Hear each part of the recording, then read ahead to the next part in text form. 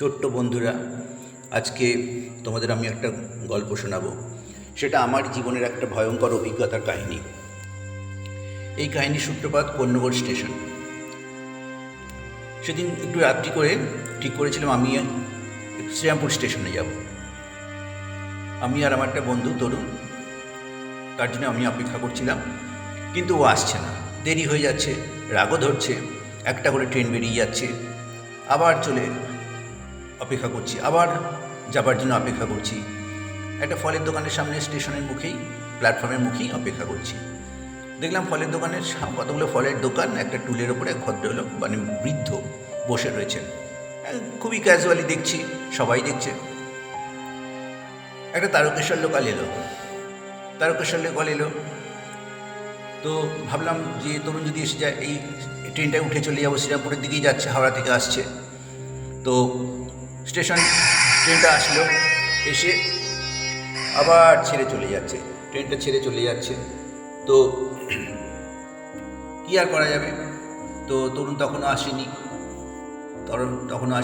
Train তো ছেড়ে চলে যাবে, ট্রেন তো আর অপেক্ষা করবে না। তো সব প্যাসেঞ্জাররা নেমে যাচ্ছে। এবার আবার ট্রেনটা ছেড়ে দিচ্ছে, ট্রেনটা ছেড়ে চলে গেল, স্টেশন থেকে চলে যাচ্ছে। রাগও ধরছে যে তরুণ আসছে না। হঠাৎ দেখলাম সেই বৃদ্ধ লোকটা লাইনের সামনে শুয়ে পড়ল। সবাই হৈ হৈ করে উঠল। কি হলো? সে কে কার কথা শোনে? ট্রেন তো চলে গেল, জাস্ট 1 মিনিট, ব্যাস, যা হবার তাই। দেখলাম এত চোখের সামনে থেকে কোনোদিন দেখিনি। দেখলাম ধর আর মুন্ডু আলাদা হয়ে গেল। একটু রক্তের কোনো চিহ্ন দেখতে পেলাম না। একদম শুকনো মুখটা লাইনের একদিকে পড়ে রয়েছে, আর খোয়ার ওপরে, কাঠের পাটাতনগুলোর ওপরে পড়ে রয়েছে দেহটা। এক বিভৎস দৃশ্য। যাক, আর কি করা যাবে? তরুণ এসে গেল, সব লোক লাইন পারাপার হচ্ছে। আমরা একটু দুঃখ মন নিয়েই ট্রেনে চেপে চলে গেলাম শ্রীরামপুরের দিকে। তারপরে ঘটনাটা মনের মধ্যে রয়েছেই। এর কিছুদিন পরে, সেটা বোধহয় 2017 সালের মে মাস, এরকমই মে মাস, রাত তখন প্রায় 1:15 হবে। হঠাৎ গুম করে একটা কিছু পড়ে যাওয়ার শব্দ। ঘুম থেকে উঠে পড়লাম, জানলার দিকে চোখ পড়তেই দেখলাম বেশ ঝোড়ো হাওয়া বইছে। লাইটের সুইচ দিতে গিয়ে দেখলাম কারেন্ট চলে গেছে। তো কি করা যায়? হাতে টর্চটা নিয়ে বাইরের দিকে গেলাম। বেশ জোরে হাওয়া বইছে, সঙ্গে মেঘের ঝলক। তখনও বৃষ্টি শুরু হয়নি। টর্চের আলো চারপাশটা ভালো করে দেখে নিলাম। দেখলাম নারকেল গাছের পাতা, শুকনো ডাল ভেঙে পড়ছে, তারই বোধহয় বিকট শব্দ। তো হঠাৎ হালকা বৃষ্টি শুরু হলো। আমি দৌড়ে ঘরের মধ্যে ঢুকতে যাব, হঠাৎ টর্চের হালকা আলোয় স্পষ্টভাবে দেখলাম একটা বয়স্ক বৃদ্ধ দাঁড়িয়ে আছে, রাস্তার দিকে মুখটা ফিরে। মনে হলো এই তো সেই বৃদ্ধ যাকে আমি দেখেছি, যাকে দেখলাম লাইনে শুয়ে পড়তে, যার মৃত্যু হলো আমার চোখের সামনে। ভাবলাম হয়তো মনের ভুল, বয়স্ক মানুষদের একই রকম মনে হয়। তাও আমি সাহস করে একটু চেঁচিয়ে বললাম, দাদু, এত রাত্রে ঝোড়ো হাওয়া, বাইরে কোথাও যেও না, ঘরে চলে যাও। ওদিক থেকে কোনো উত্তর এলো না। তাও আমি ব্যাপারটাকে গুরুত্ব দিইনি। ঠিক আছে, বয়স্ক মানুষ, কি কখন মতিভ্রম হয়। আমি এসে শুয়ে পড়লাম। ব্যাপারটা এই অবধি হলে তো ভালো হতো, কিন্তু তা নয়। ঘটনাটা শুরু হলো তখন থেকেই। মিনিট পাঁচেক শুয়ে থাকার পরেই কি হলো? দেখলাম হঠাৎ যেন বাজ পড়ছে, খুব বাজের আওয়াজ আসছে, মানে বৃষ্টি আসবে, প্রচণ্ড বৃষ্টি আসবে, বুঝতে পারছি যে বৃষ্টি আসবে। তো কি করা যাবে? বাজের আওয়াজ, এমন সময় মনে হলো যে একটা যেন ছায়া মূর্তি ভেসে আসছে, সে যেন আমাকে দেখছে। সঙ্গে সঙ্গে জানলার দিকে তাকালাম, দেখলাম কেউ কোথাও নেই। আমি মনের ভুল ভেবে আবার শুয়ে পড়লাম। আবার এক শব্দ।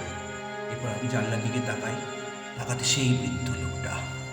আমি একটু অবাক হয়ে জানলার কাছে এগিয়ে গেলাম। ভালো করে দেখলাম, বিদ্যুতের চমকে যা দেখলাম হাড় হিম হয়ে গেল। আমি এই ঘটনার জন্য প্রস্তুত ছিলাম না। দেখলাম সেই বৃদ্ধ যার মুখটা আমি দেখেছিলাম রেল লাইনে কেটে পড়ে গেল। সেই মুখটা যেন মনে হচ্ছে বাতাসে ভাসছে, অর্ধেক ঝলসানো, চোখ দুটো যেন জ্বলছে। এক ঠান্ডা হাওয়া আমার পিঠের মেরুদণ্ডের মধ্যে দিয়ে নেমে যাচ্ছে। কিছু বুঝে উঠতে পারছি না। আমি ঘর থেকে বেরিয়ে যেন এক অশরীরীর ডাকে, নিশির ডাকে আমি উঠোন বের হয়ে রাস্তার দিকে দৌড়ালাম। উত্তর দিক বরাবর দৌড়চ্ছি। তারপর কখন যে জ্ঞান হারিয়ে ফেলেছি আমি বুঝতে পারিনি। যখন জ্ঞান ফিরল আমি দেখলাম আমার ঘরে চারপাশে লোক জড়ো হয়ে গেছে, বৃষ্টি থেমে গেছে, সকাল হয়ে গেছে। কিন্তু আমার ভাই প্রচণ্ড জ্বর। জ্ঞান ফিরতে আমার বাবা মা জিজ্ঞেস করলো, আরে কি হয়েছিল কালকে রাত্রে? এত ভয় পেয়ে গিয়েছিলিস কেন? আমি পুরো ঘটনাটা বললাম। তারা আমাকে কলোনির মরা বাগানের পাশে একটা ছোট ঘরে এক দাদুর কাছে নিয়ে গেল। আবার সেই দাদু, আবার সেই একই মুখ। আমি ভয় পেয়ে গেলাম। দাদু ঝাড়ফুঁক করলো আর জল পড়া দিল। একটা তাবিজ হাতে বেঁধে দিয়ে বলল, 11 দিন আগে আর কোনো মতেই এটা যেন হাতছাড়া হয় না, আর কোনো সমস্যা তোমার হবে না। কি জানি মনের ব্যাপার কিনে জানি না, তারপর থেকে আর কোনো সমস্যা হয়নি। তারপরে আমি গেলাম যে দাদুকে বলে আসতে, যে দাদু তোমার তাবিজ আমার কাজ দিয়েছে। যদিও আমি এই সমস্ত কুসংস্কার মানি না, কিন্তু মনের দুর্বলতায় হয়তো হয়েছিল।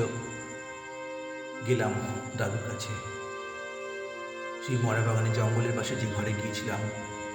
এ কি, কোথায় সেই ঘর, কোথায় সেই বৃদ্ধ? কেউ কোথাও নেই। এই যে 3টে বৃদ্ধের মুখ যেন এক, যাকে আমি ট্রেনে কাটা পড়তে দেখলাম, যাকে আমি আমার জানলার পাশে বর্ষার রাতে দেখলাম, যে আমাকে তাবিজ দিল। কি জানি আমার সব ভুলিয়ে যাচ্ছে। এ কি মনের ভুল, নাকি একই বৃদ্ধ? জানি না। আমি এখনো বুঝতে পারছি না কি হয়েছিল আমার। যাকে বন্ধুরা, আজকে এখানেই শেষ করছি আমার এই ভয়ঙ্কর অভিজ্ঞতার কথা।